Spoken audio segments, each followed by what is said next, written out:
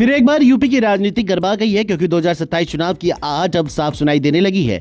आरक्षण, शिक्षा और सामाजिक समीकरणों को लेकर सियासी दल नई रणनीति बनाने में जुटे हैं। वहीं प्रदेश के कई जिलों में हादसों, प्रशासनिक कार्रवाई और सुरक्षा व्यवस्था जुड़ी बड़ी खबरें भी सामने आई हैं। आइए देखते हैं यूपी की 10 सबसे बड़ी खबरें। 2027 की जंग में आरक्षण की एंट्री सियासत में नई बिसात बिछी। ये सच है क्योंकि 2027 चुनाव से पहले आरक्षण का मुद्दा राजनीतिक केंद्र में आता दिख रहा है। जंतर मंतर के आरक्षण सुधार आंदोलन, हर्ष दुबे की सक्रियता और डिप्टी सीएम ब्रजेश पाठक की मुलाकात के बाद सियासत गरमा गई है। सपा प्रमुख अखिलेश यादव इसे सामाजिक न्याय से जोड़कर सरकार पर हमलावर हैं, जबकि भाजपा संतुलन साधने की कोशिश में है। राजनीतिक जानकार मानते हैं कि आरक्षण, शिक्षा और रोजगार जैसे मुद्दे आने वाले चुनाव में बड़ा असर डाल सकते हैं और नए सामाजिक समीकरण बना सकते हैं। यूपी में गायब स्कूल खोजो, 1 लाख रुपए पाओ, ये बात किसी और ने नहीं बल्कि आप सांसद संजय सिंह ने कही है।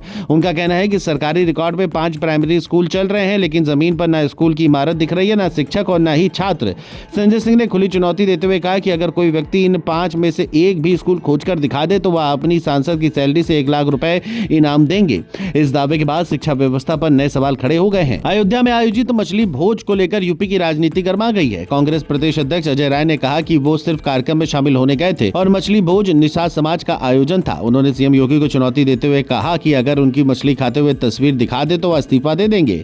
वहीं बीजेपी, संत समाज और कई नेताओं ने सावन में अयोध्या में ऐसे आयोजन पर आपत्ति जताई है, जिसके बाद ये मामला बड़ा राजनीतिक विवाद बन गया है। यूपी विधानसभा चुनाव 2027 से पहले सियासी समीकरणों को लेकर चर्चाएं तेज हो गई हैं। आम आदमी पार्टी के सांसद संजय सिंह ने लखनऊ में सपा प्रमुख अखिलेश यादव से मुलाकात की, जिसके बाद संभावित गठबंधन की अटकलें शुरू हो गई हैं। दोनों नेताओं के बीच आरक्षण, संविधान और पिछड़ों के अधिकार जैसे मुद्दों पर चर्चा हुई। हालांकि सीट बंटवारे या गठबंधन को लेकर कोई आधिकारिक घोषणा नहीं हुई है, लेकिन इस मुलाकात ने यूपी की राजनीति में नई हलचल जरूर पैदा कर दी है। बांदा के अरबाई गांव में नाले में नहाने गए 2 सगे भाइयों के साथ बड़ा हादसा हो गया। नहाते समय दोनों बच्चे गहरे पानी में डूब गए। सूचना मिलते ही परिजन और गोताखोर मौके पर पहुंचे और सर्च ऑपरेशन शुरू किया।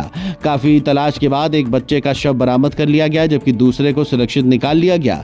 घटना के बाद गांव में शोक का माहौल है। पुलिस ने शव को पोस्टमार्टम के लिए भेजकर मामले की जांच शुरू कर दी है। बांदा से लोकमंच के लिए साकेत अवस्थी की रिपोर्ट। अगली खबर बहराइच से है, जहां 12 वफात, रक्षाबंधन और श्री कृष्ण जन्माष्टमी को लेकर पुलिस प्रशासन पूरी तरह सतर्क हो गया है। पुलिस अधीक्षक विश्वजीत श्रीवास्तव ने शहर में पैदल मार्च कर सुरक्षा और यातायात व्यवस्था का जायजा लिया। घंटाघर से लेकर डीएम तेराय तक बाजारों और संवेदनशील इलाकों का निरीक्षण किया गया। अधिकारियों को नियमित गश्त और संदिग्ध गतिविधियों पर नजर रखने के निर्देश दिए गए। साथ ही आम लोगों से भाईचारे और शांतिपूर्ण माहौल में त्योहार मनाने की अपील की गई। बहराइच से लोकमंच के लिए तौहीद अहमद की रिपोर्ट। चंदौली के सकलडिया थाना क्षेत्र के धरहरा गांव में हाईस्कूल की मार्कशीट लेने ससुराल पहुंची विवाहिता खुशबू भारती के साथ मारपीट का मामला सामने आया है।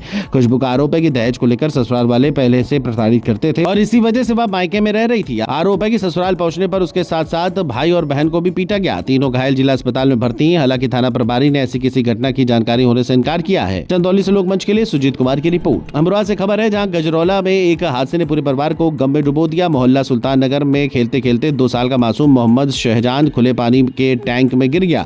काफी देर तक नहीं मिलने पर परिजनों ने तलाश शुरू की, तब वह टैंक में मिला। आनंद फानंद में अस्पताल ले जाया गया, लेकिन डॉक्टर ने उसे मृत घोषित कर दिया। परिजनों का आरोप है कि टैंक लंबे समय से खुला पड़ा था।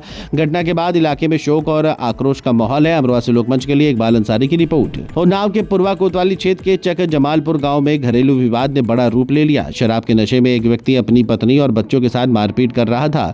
इस दौरान छोटा भाई बीच बचाव करने पहुंचा, लेकिन गुस्से में बड़े भाई ने उस पर हंसिये से हमला कर दिया। पेट में गंभीर चोट लगने से युवक की हालत बिगड़ गई। परिजन उसे अस्पताल लेके गए, जहां डॉक्टर ने मृत घोषित कर दिया। पुलिस ने शव को पोस्टमार्टम के लिए भेजकर जांच शुरू कर दी है। उन्नाव से लोकमंच के लिए प्रभा वाजपेयी की रिपोर्ट। कासगंज में गंगा स्नान कर लौट रहे मुंशीलाल की दर्दनाक हादसे में मौत हो गई। एटा से करीब 35 लोगों के साथ ट्रैक्टर ट्रॉली से लौटते समय उन्हें झपकी आ गई और वह ट्रैक्टर से नीचे गिरकर ट्रैक्टर व ट्रॉली के बीच आ गए। हादसे में उनके सिर और हाथ में गंभीर चोटें आई हैं। परिजन उन्हें जिला अस्पताल ले गए, जहां डॉक्टर ने मृत घोषित कर दिया। पुलिस ने शव को कब्जे में लेकर आगे की कार्रवाई शुरू कर दी है। कासगंज से लोकमंच के लिए जुम्मन कुरैशी की रिपोर्ट।